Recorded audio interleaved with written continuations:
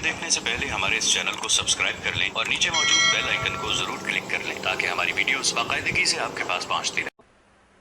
किसी पुराने दुख की बात छेड़ें तो उन बातों में वो दुख ताजा हो जाएगा। किसी खुशी का तज़किरा करें तो चेहरे पे मुसर्रत फैल जाएगी। दुख ज्यादा हो जाए बात मदीने की छेड़ दें, दुख दूर होंगे कि नहीं होंगे। हजरत शेख शिबली अलैहि रहमा बहुत बड़े बुजुर्ग गुजरे हैं। आप मुआरिफ इसमें ज़ात बयान फरमा रहे थे कि अल्लाह का नाम लेने से दिल में सुकून आता है और दिल की कैफियत बदलती है, मन में उजाले और रोशनियां पैदा होती हैं। बू अली सैना जो उस दौर का बहुत बड़ा फलसफी था, वो उस मजलिस में मौजूद था। वो कहने लगा, ये आपने अजीब बात कह दी, अल्लाह ताला की ज़ात तो मुअस्सर है लेकिन नाम में क्या रखा है। हमारे जो फलसफी हजरात हैं वो हर चीज़ की 4 शक्लें बयान करते हैं। हर शय की 4 शक्लें हैं, एक शक्ल खारजी, एक शक्ल ज़हनी, एक शक्ल किताबी और एक शक्ल लफ्ज़ी। मिसाल के तौर पे हम आग लफ्ज़ बोले, एक आग तो वो है जो बाहर रोशन और जल रही है, उसमें हाथ लगाएंगे तो जल जाएगा हाथ। दूसरी आग वो है जो जुबान से लफ्ज़ आग हम बोल रहे हैं। तीसरा, जब लफ्ज़ आग कहेंगे तो दिमाग में उसका तस्वुर आएगा। और चौथा, कागज के ऊपर आग छाप दें, उसकी तस्वीर बना दें, तो ये शक्ल किताबी होगी। इसमें असल शक्ल जो है वो उसकी शक्ल खारजी है। इस तरह वो फलसफी हजरात कहते हैं कि हर शय की 4 शक्लें हैं। हकीकी शक्ल शक्ल खारजी ही होती है। आग कहने से होंठ नहीं जलेंगे, कागज पे आग की तस्वीर छाप दें तो उससे कागज जल नहीं जाएगा। आग का तस्वुर करने से ज़हन जलेगा नहीं, लेकिन वो जो खारिज में आग मौजूद है उसमें हाथ लगाएंगे, उसके करीब जाएंगे तो हाथ भी जलेगा और आपको तपश और हिद्दत का एहसास भी होगा। तो वो खारजी जो उसकी सूरत है वही उसकी सूरत असली है, बाकी एतबारी सूरत है। तो वो कहते हैं अल्लाह की ज़ात तो मुअस्सर है लेकिन नाम कहने से, नाम लेने से क्या होगा।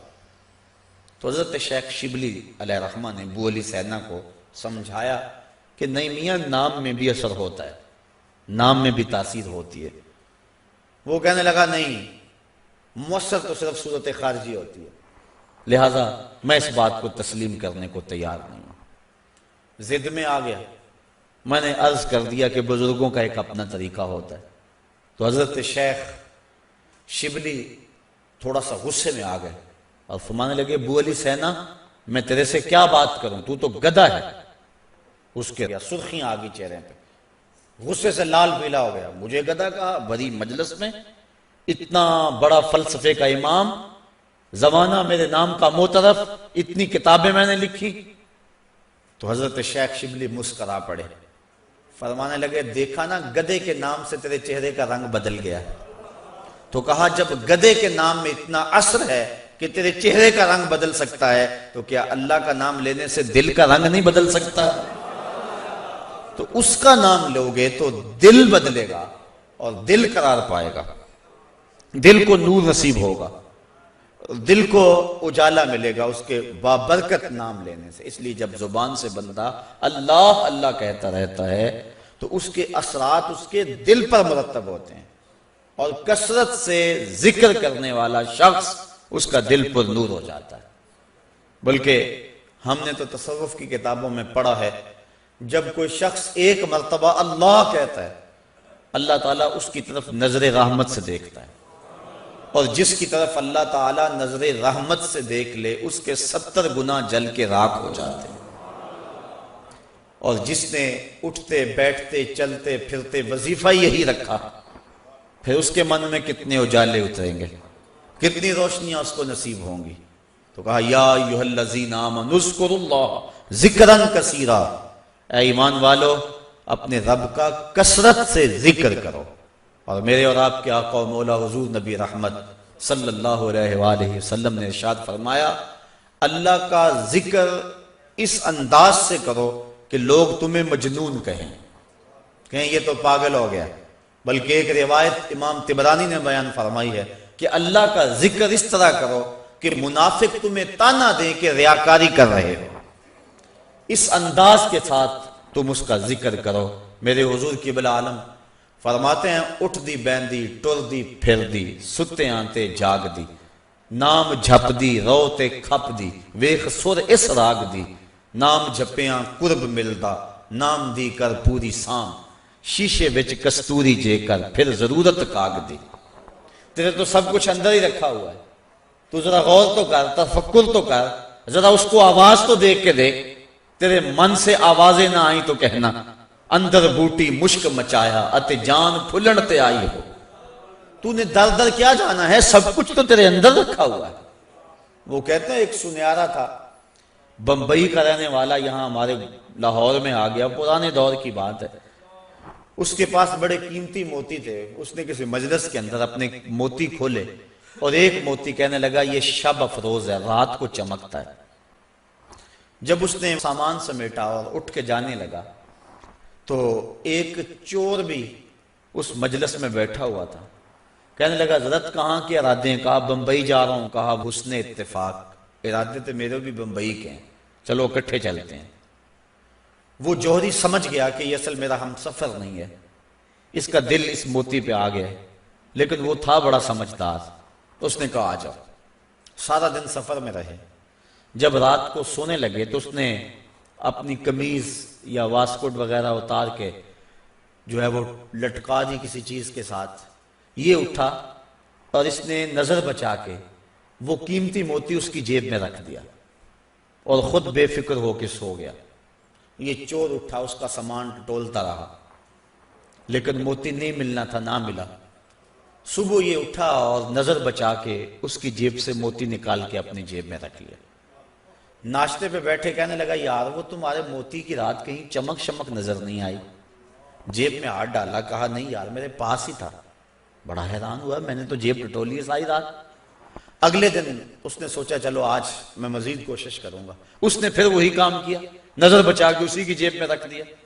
وہ ساری رات ڈھونڈتا رہا، موتی نہیں ملنا تھا، نہ ملا۔ صبح نظر بچا کے اس نے اپنی جیب میں رکھ لیا۔ صبح ناشتے پہ پھر بات چلی، یار وہ آپ کہتے تھے رات کو چمکتا، اس کی کچھ چمک شمک نظر نہیں آئی؟ کہا یار میری جیب میں ہی تھا۔ 2-4 دن ایسے گزرے۔ ایک دن اس نے عزم کر لیا کہ شاید وہ بغل میں رکھ لیتا ہے، منہ میں رکھ لیتا، کہاں رکھتا، آج تو اس کو میں بیدار بھی یہ ہو جائے تو میں پھر بھی یہ وہ موتی اس سے لے لینا۔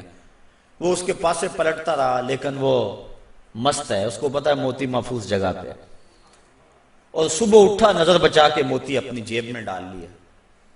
اس نے پھر بات کی، اس نے کہا کہ یار وہ میرے پاس ہی تھا۔ اس نے کہا میں آج سچی بات بتاؤں، میں تیرا ساتھی نہیں تھا، میں تو تھا چور، میں تو چور تھا، اس موتی کی غرض میں تیرے ساتھ ہو لیا تھا، لیکن آپ تو میرے بھی استاد نکلے، میں نے بڑی محنت کی، مجھے 3 دن ہو گئے موتی نہیں ملا، میں آپ کو استاد مانا، آپ مجھے بتائیں کہ موتی آپ رکھتے کہاں تھے؟ اس نے کہا میاں تو اوروں کی جیبیں ٹٹولتا رہا، کبھی اپنی جیب میں بھی تو ہاتھ ڈال دیا ہوتا، نہ مسجد وچ نہ مندر وچ، لب یار نو اپنے اندر وچ، سب کچھ تو تیرے اندر ہے، تو اوروں کی جیب میں ٹٹولتا رہا۔ سلطان ابو فرماتے ہیں نہ کر منت تو خواج خضر دی، تیرے اندر آب حیاتی ہو۔ اور کبھی فرماتے ہیں وچے ہی بیڑے وچے ہی چیڑے وچے ہی ونج مہانے ہو، 14 طبق دلے دے اندر تمبو وانگو تانے ہو، سب کچھ تو تیرے اندر ہے۔ اور اقبال کہتا ہے خود ہی کا نشیمن تیرے دل میں ہے، فلک جس طرح آنکھ کے تل میں ہے، یہ سب کچھ تو انسان کے اندر رکھا ہوا ہے، بس تھوڑی سی توجہ کرنے کی دیر ہے۔ دل کی تختی پہ اس کا نام لکھا ہوا ہے۔ میں نے اس نے عرض کیا تھا کہ اقبال نے کہا تھا حکیم نیٹشے کے بارے میں، قلب او مومن دماغش کافر است، اس کا دل مومن تھا، دماغ کافر، لیکن ہر شخص کا دل مومن ہوتا ہے۔ تو اس دل کی ایک ایک پرت پہ رب کا نام لکھا ہوا ہے۔ اور کافر کو کافر اس لیے کہتے ہیں کہ وہ اس حقیقت کو چھپا دیتا ہے۔ یہ جو کاشتکار زمین کو کھود کر اس کے اندر بیج رکھتا ہے نا، اس کو بھی عربی میں کافر کہتے ہیں، کاشتکار کو بیج کو چھپانے والا۔ تو کافر کو کافر اس لیے کہتے ہیں کہ وہ حق کو چھپاتا ہے۔ تو ہمارے سینے کے اندر ہمارے رب کا نام موجود ہے، اور دل تو ٹھکانہ ہی اس کا ہے، دل تو بنایا ہی اس لیے ہے کہ یہ اللہ کا عرش بنے، اور وہ فرماتا ہے کہ میں زمین و آسمان میں کہیں نہیں سماتا، مجھے ڈھونڈنا ہو تو مومن کے دل میں تلاش کرو۔ دلوں کے اندر اس کے ڈیرے اور اس کے بسیرے ہیں، تو اس کا ذکر کر کے دل جلا پاتا ہے، دل تسکین پاتا ہے، دل میں روشنی ہوتی ہے۔ تو ہمارا مزاج یہ ہونا چاہیے کہ اٹھتے بیٹھتے چلتے پھرتے اس کے ذکر کو ہم حرز جاں بنا لیں۔ جب بندہ ایک مرتبہ کہتا ہے سبحان اللہ، زمین آسمان کے درمیان جتنا فاصلہ ہے سارا نور سے بھر جاتا ہے۔ یہ برکتیں ہیں ذکر کی۔ اس کا نام تو لے، کوئی معمولی نام ہے؟ جب زبان پہ اللہ کہتا ہے 14 طبق روشن ہو جاتے ہیں۔ یہ اتنا بڑا نام ہے، یہ اتنا بڑا وظیفہ ہے کہ اس سے بڑا کیا وظیفہ ہو سکتا ہے؟ اس کا نام، اس کا ذکر، تو فرمایا اللہ کا ذکر اتنی کثرت سے کرو کہ لوگ تمہیں کہیں مجنون ہیں، اور منافق تمہیں ریاکاری کے طعنے دے۔ تم اٹھتے بیٹھتے چلتے پھرتے اس کے ذکر کو حرز جاں بنائے رکھو، یہی تمہارا سرمایہ ہے، یہی تمہارا وظیفہ ہے۔ دکھے ہوئے دل کا بھی یہی علاج ہے، پریشان خاطری کا بھی یہی علاج ہے۔ اندر کی کالک اس کے ذکر سے دھلتی ہے۔ حضور فرمایا لِكُلِّ شَيْءٍ سَقَالَةٌ وَسَقَالَةُ الْقُلُوبِ ذِكْرُ اللَّهِ، ہر شے کا زنگ دور کرنے کے لیے کچھ نہ کچھ بنایا گیا۔